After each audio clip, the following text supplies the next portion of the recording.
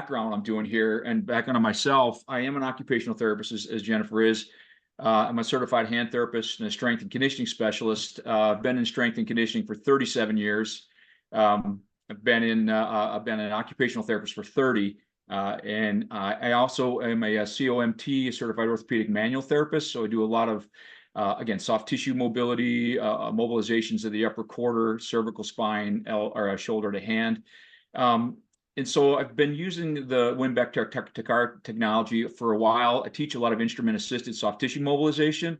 So a few years back, we got hooked up with Matthew and some other guys at the Athletic and Training Association. We talked about utilizing Takar with the tools, instrument-assisted, and it's a great combination. So I'll kind of give you a little background on the couple of cases that I have right here. And again, I apologize. I had some videos. These are YouTube videos now, and I had to take some still shots because I couldn't figure out how to convert the YouTube videos back. So this is one of my colleagues, Jed Johnson, and he is a very large man. He's got hands probably the size of, I don't know, they're ape hands. They're huge. He is a world record setter in grip sports, and also a strength and conditioning specialist, and he is also a national record setter in various multiple grip strength competitions and strongman feats. So this particular case was a great one here, just because the amount of load that gets transferred in the hand and across the fingers to the wrist is just immense. So, for example, we've heard some different factors. For every tip, for a pound at the tip to tip of the thumb and index finger, it gets magnified by about 10 to 15% at the base of the thumb. Same thing with the fingers. Jed here has got a well over 200 and some pound dynamometer grip strength. That's not including some of the things he can do functionally when he gets out into some big sports. And I'll correlate this to some of the things we've done in the clinic here in a second. And matter of fact, I do have a video of a pisiform ectomy after a Guillen's canal release that I forgot about. I actually have a video here. So, what here, Jed came to me again, getting ready for nationals with a flexor tenosynovitis that was very chronic. So it was his middle finger and he was getting ready for nationals. As a matter of fact, out in San Diego. So he was just out there several months ago. So this was, and he lives about an hour and a half away. So he was coming up from the northern tier of Pennsylvania over to see me. He's like, Jim, you got to get me ready for the competition. He's like, I've been training for a long time for this. So we probably had some stenosing of the pulleys. So we have our annular pulleys and our cruciate pulleys in the fingers with some tenosynovitis going on at the A1, A2. Not a lot of triggering, but a lot of chronic pain, especially with lumbrical type of grasping and pinching and stuff like that with the hand. And he was getting ready to do some big numbers. So I have the high tens unit that I use here, and I think it's great for small areas, the hand, wrist, and elbow, even in the certain shoulder areas. You can see, I don't know if you can see this here, but just that little head right there allows me to get in a lot of nooks and crannies. So at first, I just started with some traditional, non-traditional stuff as well. We did some soft tissue work just with the instruments and tools, did some strumming along the area. And this was actually before I had the high tens unit at home. And we really kind of were getting someplace with short term, but not really getting a lot. He definitely had some interossei tightness when I brought his MCP back in extension and flexed his PIP and a PIP joint. Significantly tight and a lot of fibrosis in and around that area. His scarring in that hand was significant. So then I went to some dry needling, and in New York State, you can't dry needle, but friends can needle friends all they want to. So, so we did some dry needling in the basement of my house. And I was trained through Structure and Function years ago on dry needling. So we did a little work in and around the A1, A2 pulley there as well. Got a little more release with that, a little walking the dog in there, a little percutaneous, and some pain relief as well. But still, we weren't getting anywhere significant with his training. So finally, the high tens unit came in, the R-Shock unit came in. So I had some opportunity to try with some of the settings to see, boy, we really need to get in there and make a physiological change in some of the soft tissue, the fibrosis and stuff, because he was just really tight. So once you see the picture on the bottom here, if I can move this out of the way, here we are. Where I started, I put the, I put the little unit that on his wrist here, one joint away from at the wrist, just a distal forearm. And I set up the parameters. I started about 33%, just using the high RET. So trying to get some heat in there. So again, the first treatment or two, and I do about 5-minute cycles there. I didn't really seem to get where very much. And then we started, he was having a little bit of pain. So I said, well, let's keep going with this. He started to get a little bit more relief. So we increased it to about 60%, tried to get a little deeper heat in there as well.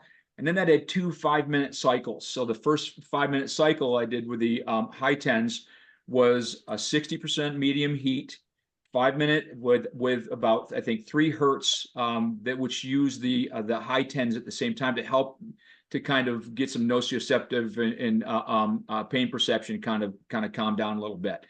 So we did that first, and then we got into some instrument assisted and along that area, dry needled it, and then went back and did just the high RET for another 5-minute cycle after that. And then went into some prolonged low load stretching, maybe some pip dip stretching and those types of things. After the first treatment session, and a lot of times it's a multimodal approach, that was the game changer for us. I think what it really helped is to increase some deeper soft tissue temperature, help with the physiological healing again in that particular area, especially that tendinopathy. And so learning from your mistakes and kind of trying something a little bit different, we were able to get some nociceptive, decrease the pain perception a little bit first, increase some blood flow. Then we got in to do some more of our soft tissue work, needle that, stretch that, and another 5-minute cycle with just some deep heat afterwards, and then some more stretch. Make a long story short, about 3 sessions of that with that particular parameter, he had almost full range of motion and no pain. Make a long story short with that too, Jed actually, when I was out to San Diego, took first in overall in the grip nationals set, and I think he had a 401 pound I think it was an axle bar deadlift, and set some records with the grippers and stuff like that. So significant improvement. And he came back and he said, I think that machine really helped. I said, yeah, I think it did too. He did a great job of that. So you can see those are just some still shots of us doing that there. So that was a neat case study right there with Jed on how some of those chronic tendinopathies and those things that Jennifer just talked about a little while ago, I think can have an impact when sometimes the traditional ways of doing that don't always have these. Some of these times these people go right in for surgery. So we were able to save him some surgery and work out with that there. So Jim, all of your treatments stayed local on that? You didn't even go more like proximal? No, I'm so impressed. Yeah, I scanned Jed right up there. Jed's been a strength and conditioning specialist. That guy he's a beast in the gym. I love treating these guys and gals. It's awesome to be in that setting. So he kind of knew already some basics and what he had to do and he looked at his grip positions on the bars and stuff like that too as well. And we have had some cases of some Guillen's canal syndrome or those types of things with unequal bar pressure on the ulnar side of the hand. And I know there's a question for that a little later. Maybe think of that now. But no, we focused a lot of work right in there. And it was about, I would say, probably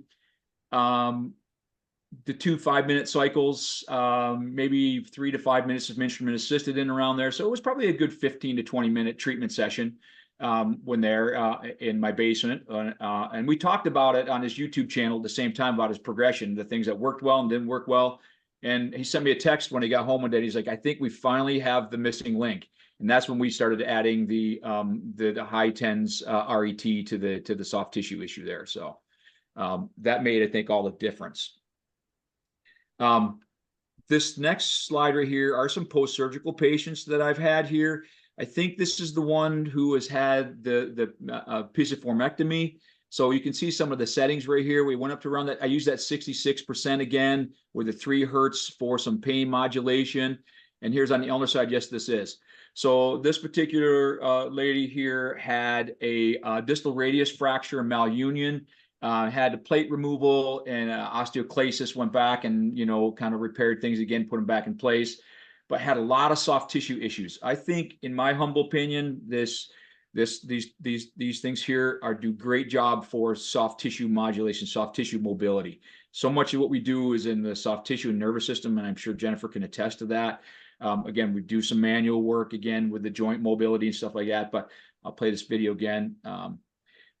We did we just did a 5-minute cycle at the beginning, and then there are a couple times I went a little longer because she liked the way it felt.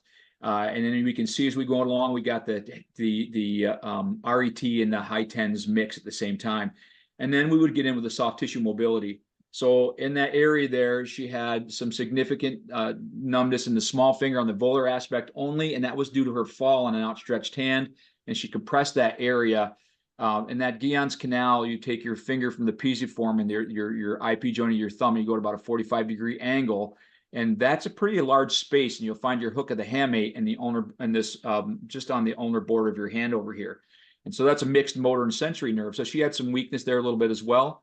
So we did a lot of soft tissue work in their area, and she had a nice outcome, especially because the scar over the dorsum of the hand and wrist was a little bit different than the thicker volar scar on the ulnar border. And so it really helped to loosen that up a bit with her as well. So this case over here on the right-hand side over here, let's see if I can get there. I was talking through a little bit. I've got these fat, uncoordinated fingers. So the screen is a little tough sometimes. And here we are after a distal radius fracture, also, and they used a volar approach. And a lot of times with our distal radius fractures, it's this distal end of the scar. Shut that off. It's the distal end of the scar up by the wrist crease that seems to be most dense and most uncomfortable for our patient. Again, I really like that 66% setting. I started on 33 first to kind of get them used to that a little bit, and then go over that particular area and then spend a little time there. It really helps to kind of soften up that scar and get better mobility so we can get down deeper into the joint a little bit later on as well. So, and then we added some things like tendon gliding exercises for mobility of the digits. She had some carpal tunnel-like symptoms in the wrist and hand, mostly because of swelling in and around that region. So we did some of those, some nerve glides at the wrist and hand, and really had a kind of a nice outcome with that right there. So, I hope that you find those cases interesting, and maybe if you have any questions at all, we can talk a little bit more about them. But remember, in this hand and wrist, and just in the hand alone, there are 18 muscles. So there's lots of little pieces and parts in and around the hand. So think about what lies beneath, and then make your settings based on how the patient presents. And don't be afraid to change it. I think that's the biggest thing. If you find something that's not working, most of the time it's something that needs a little bit of a clinical thought process about where they are in regards to wound healing, and what's your target tissue. Modify the settings based on that, and then you'll get better outcomes. Don't be afraid to change. Great.